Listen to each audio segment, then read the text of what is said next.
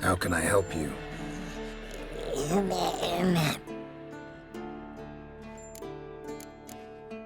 You think universals exist as real and distinct entities, or only as mental constructs? So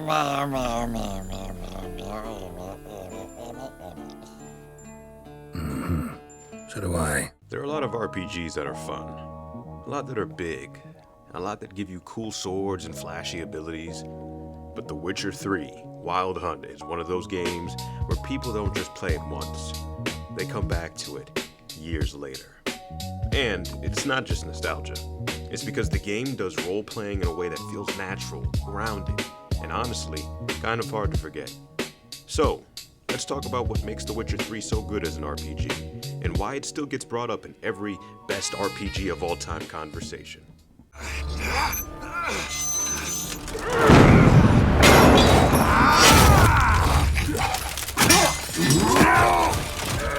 Who told you to fight like this? The Witcher you slew.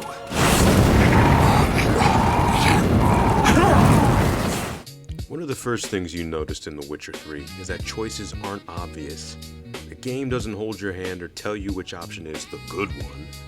A lot of the time, you're choosing between bad and worse.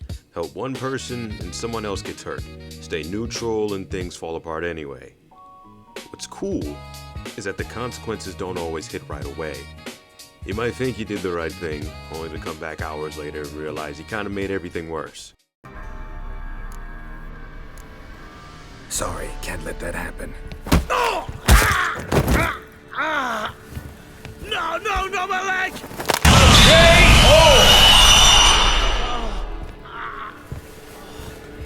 It feels like picking dialogue options and more like deciding how Geralt actually handles the world around him. Something fully immersive. Because all across the world, it doesn't really feel like it's waiting for the player to show up. Villages are already struggling, wars are already happening. People already have opinions about Witchers, and most of them aren't really great. You want me to take out a gun and blow a fucking hole in your head right here? Right now? You want that? You see that in the beginning, in White Orchard, with Vesemir and Geralt. NPCs feel believable. They complain about food, taxes, monsters, politics. Everyone has a problem, and Geralt is usually just passing through, not magically fixing everything. And you, Ciri. Who's your charming companion?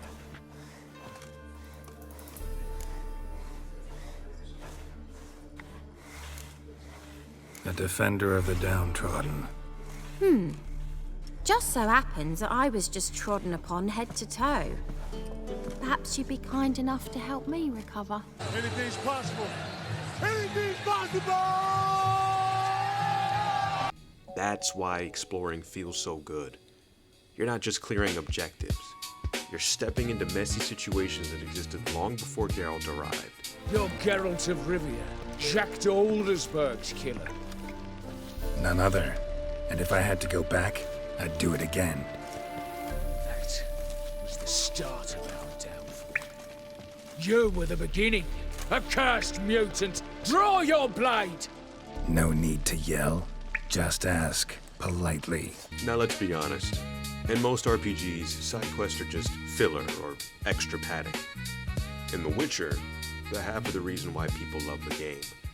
Quests like the Bloody Baron, the ones with Dandelion, the witches in the swamp. Monster contracts feel like actual detective work. You investigate the scene, figure out what you're hunting, prep your little potions, and only then you go in for the fight. And then there are side quests like the Bloody Baron, which honestly feel like main story material. I found myself many different times doing side quests as well as the main quest, assuming that the side quests that I had were the main quests. All of them full of complex characters, uncomfortable themes, and endings that don't tie up everything nicely. Staying with the theme of the world sometimes, you're forced to choose between the lesser of two evils. And the game treats side content like it matters, and that makes you care way more than you actually expect to. Now, we know Geralt is a predefined character, which usually scares some RPG fans, but here, with him already being deeply connected to the world, everything just automatically works. Looking at you, Todd Howard. That most of you came here for one thing.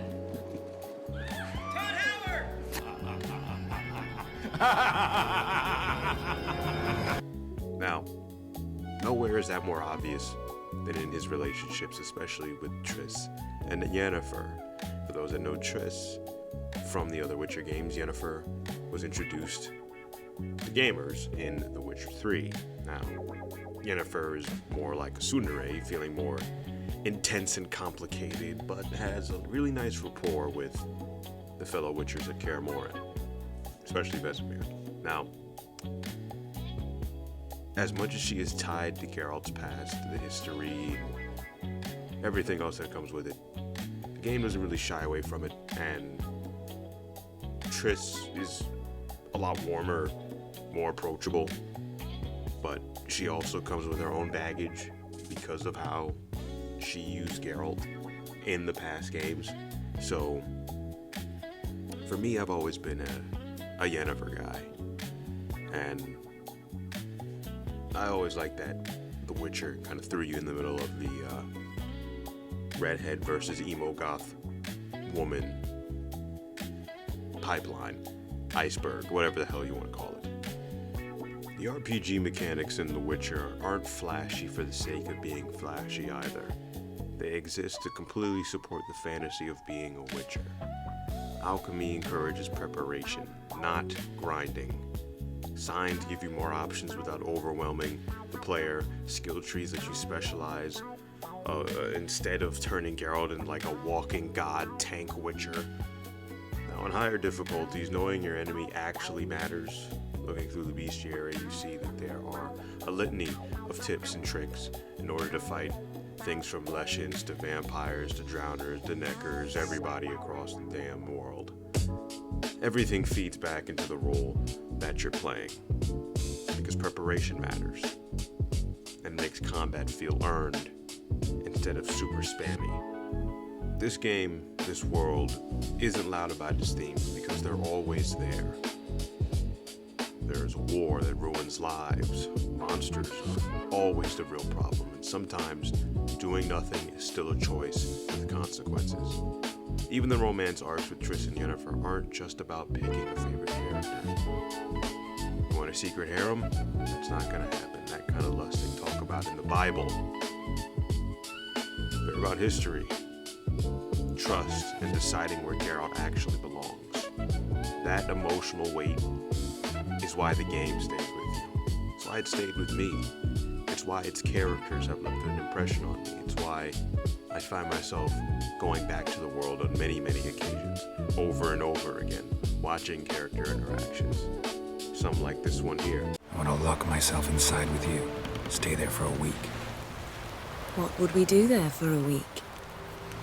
Got so many ideas. The one with the rope you use for trophies.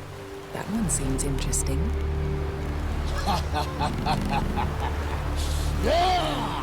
Reading my mind again? What's more, I like what I see. The Witcher 3 Wild Hunt works as an RPG because it respects a player's intelligence throughout. It doesn't rush you, lecture you, or pretend the world is simple. You're not playing a hero who fixes everything. You're playing a Witcher, trying to survive, to make sense of complicated people, and occasionally choose between Triss and Yennefer without breaking reality. And honestly, that's why it hit so hard. Not because I can't have both with women, but because of the game and the world being as great as it is. And I don't really see that from 90% of games out there. We can go back in time and look at games with tender love and care. Plenty. But that kind of game isn't common today. Those games are lost because of how AAA gaming is now presented. And it's hard. As a fan, as someone that's played games for over 20 years, you want a game to be respected and cared about. You want these bodies of work to be taken care of and respected. and it's nearly impossible to find that game. Now, The Witcher 3 Complete Edition has all that and more: Hearts of Stone, Blood and Wine, the greatest DLC of all time. Games like that aren't made much anymore, rarely. I'm glad we stayed. Me too.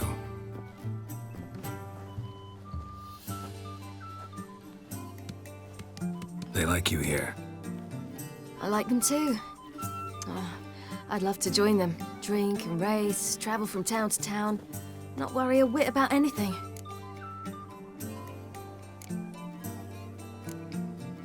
Good plan. Think I'll go with you. Then our future's settled. If that is, there's more than ash left of us once this is over. Now, Ciri as a whole isn't written like a side character orbiting Geralt. She's a gravitational force in her own right, and we see that throughout the game, as the entire narrative bends towards her. We see that she's trained like a Witcher, but never stripped of her own humanity. She fights with speed, precision, teleporting across the battlefield to different worlds, yet she's still herself. She still has moments where she loves to laugh, teases, and questions things like a strong daughter would. Her toughness is not bitterness. It's her own survival sharpened into skill, as we see her in the beginning with Avallac'h. We see that her trauma doesn't define her either. While she's been hunted by the Wild Hunt, experimented on, chased across worlds, she carries scars, but the game refuses to reduce her to a damsel. It's not her character, it's not her type, but her choices still matter in the end. Her confidence grows or falters depending on how she's supported by Geralt, whether you're throwing snowballs or getting some drinks with her. Now, her relationship with Geralt is the emotional core of the story. Their whole entire bond feels earned, so when they reunite, it's dramatic, but it's not an overblown spectacle. It's a relief, there's pride, there's a quiet understanding between two warriors who love each other as family. And we know the game's best endings hinge on whether Geralt treats her as capable or fragile, like a little kid or an adult. And that dynamic says a lot about who she is. Now, as a child of the Elder Blood, she holds world-altering power. For those that know, she and Avallac'h went to different worlds, and the one where the Wild Hunt couldn't find her was, ironically enough, Night City.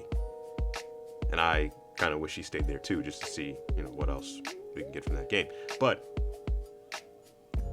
she doesn't crave domination.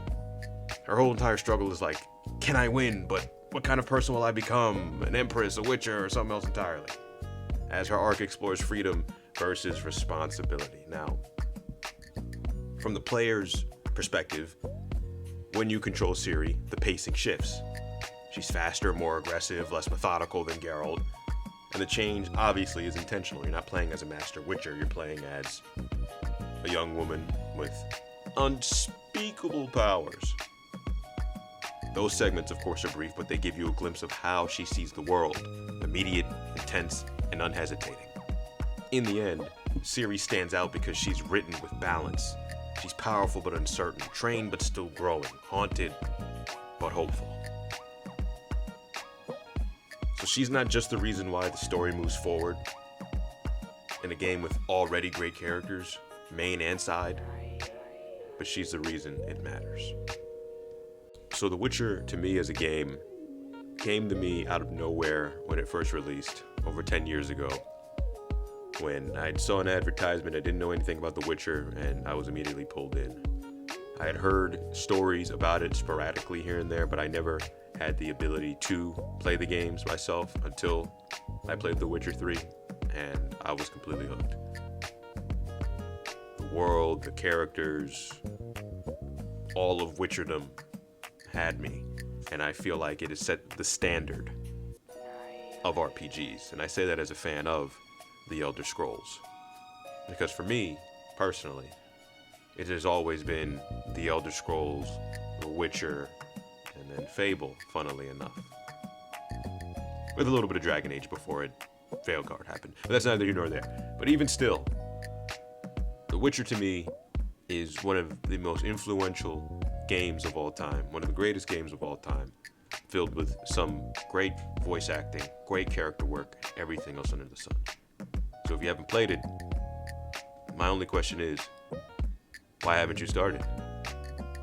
Thank you for listening. I accepted a job once. Did it. Asked to choose my reward, I invoked the law of surprise. Never thought I'd actually meet the child promised to me at that time.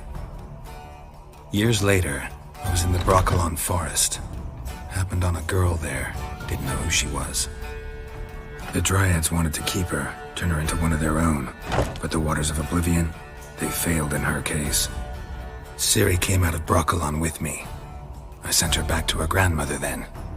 But already, I felt bound to her. By destiny. By something more. Hello, Internet. Yellow bitch, I'm with the squad. Yellow bitch, I'm with the squad. BKS moving like we in a fucking mob. If you play with us, I'll blow your fucking top. Blow your top.